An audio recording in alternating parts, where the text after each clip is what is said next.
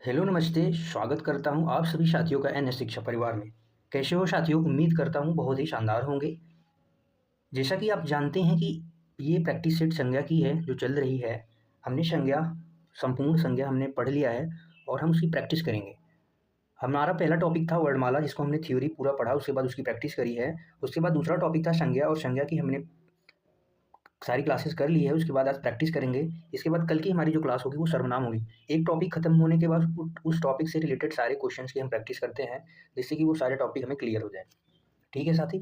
इसी के साथ में अगर आप हमारे चैनल पे नए हैं तो चैनल को सब्सक्राइब जरूर करें, वीडियो को लाइक करें और अपने दोस्तों के साथ शेयर करें।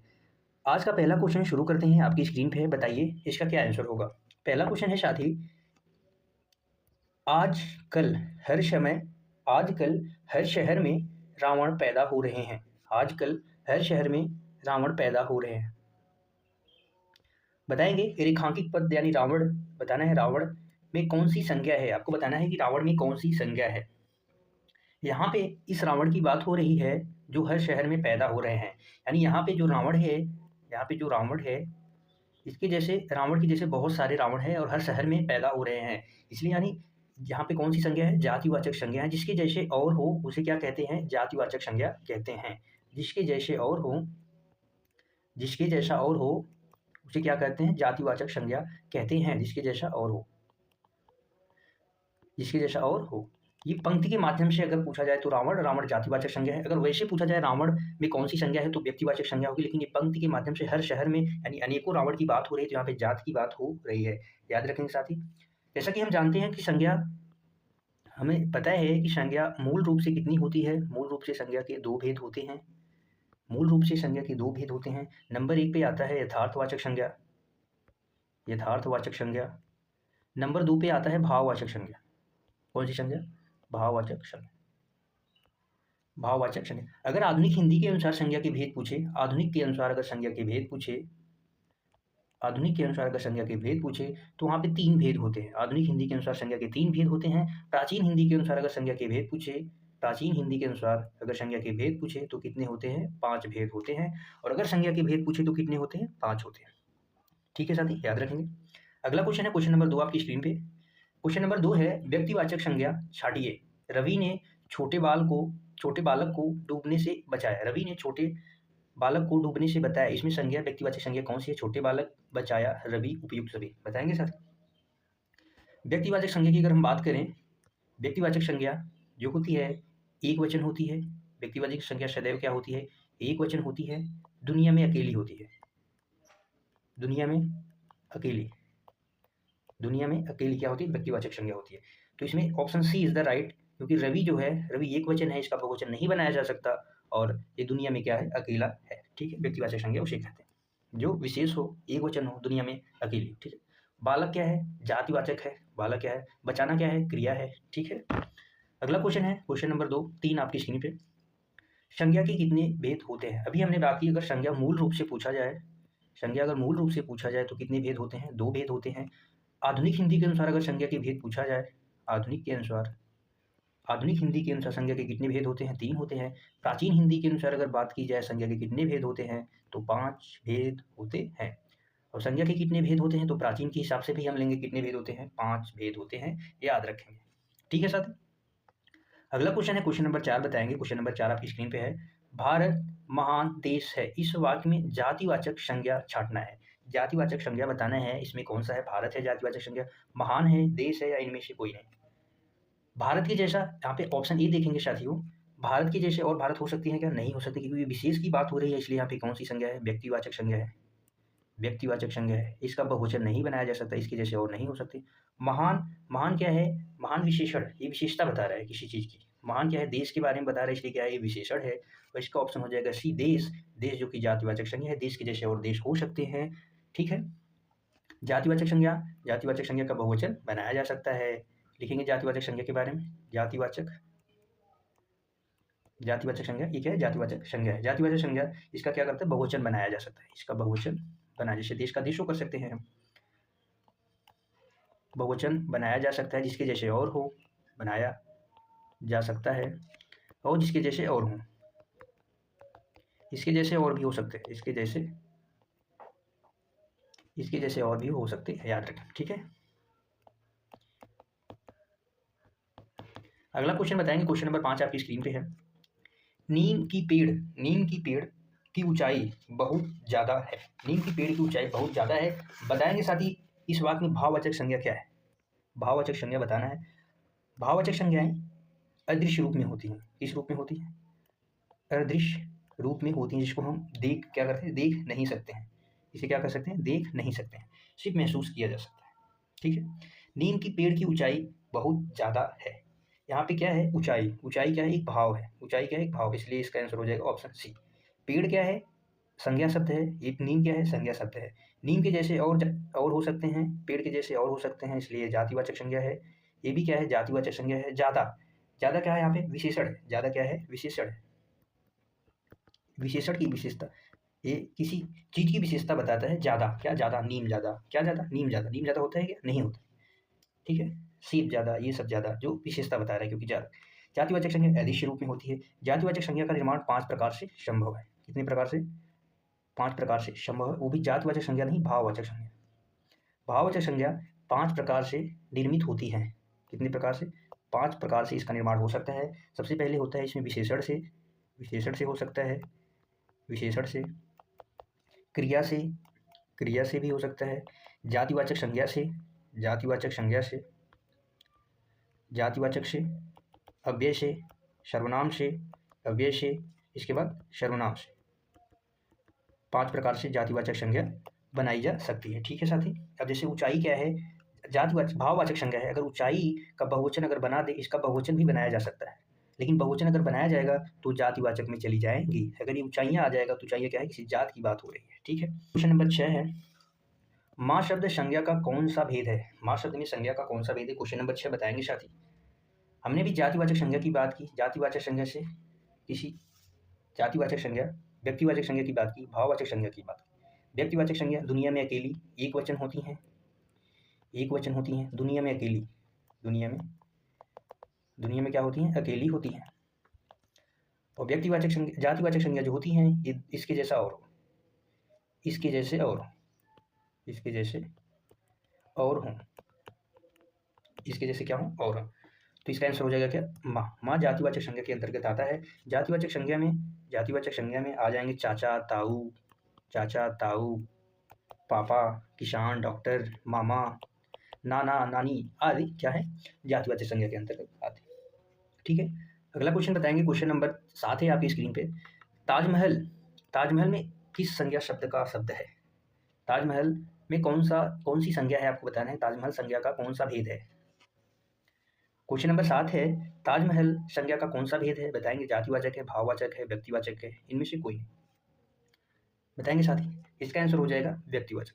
व्यक्तिवाचक संज्ञा हमने फिर से बता रहे हैं एक बार, क्या होती है, एक वचन होती है। इसके जैसे और नहीं हो सकते हैं, इसके जैसे और हो नहीं सकते हैं, क्या होती है, व्यक्तिवाचक। और जातिवाचक संज्ञा जिसके जैसा और हो सकते हैं, वो क्या कराती है, जात, जो संपूर्ण जात का बोध कराए, ठीक है। भाववाचक संज्ञा अदृश्य रूप में होती हैं, भाववाचक संज्ञा अदृश्य रूप में होती है। अगर इनका बहुवचन बना दिया जाए तो क्या हो जाती है, जातिवाचक बन जाती है, ठीक है, याद रखेंगे।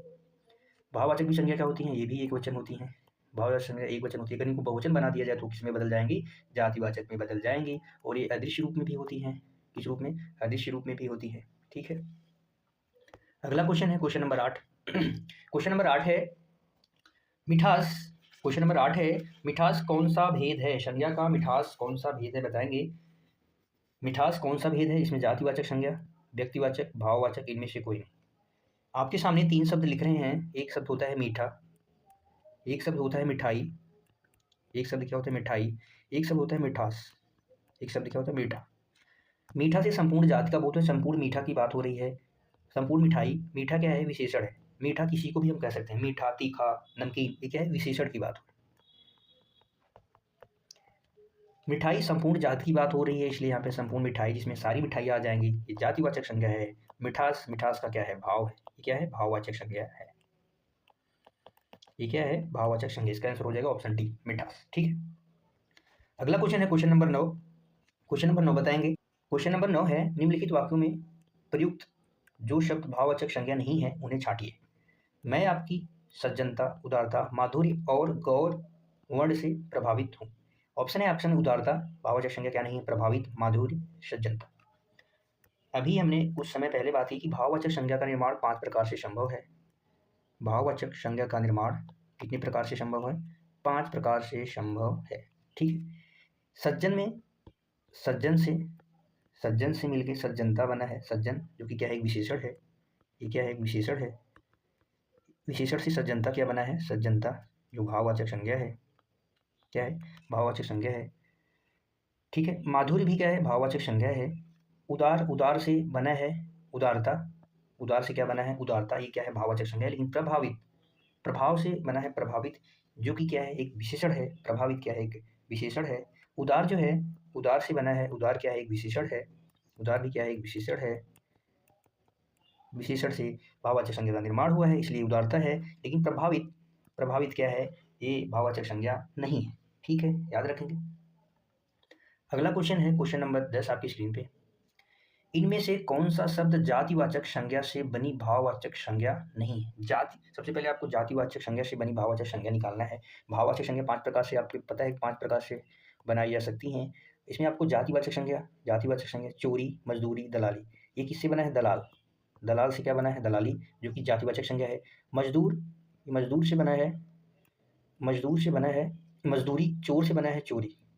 सभी मजदूर की बात हो रही है, सभी चोर की बात हो रही है, सभी दलाल। ये तीनों क्या हैं? जातिवाचक संज्ञा से बनी है। लेकिन खुशहाल खुद शब्द से बना है।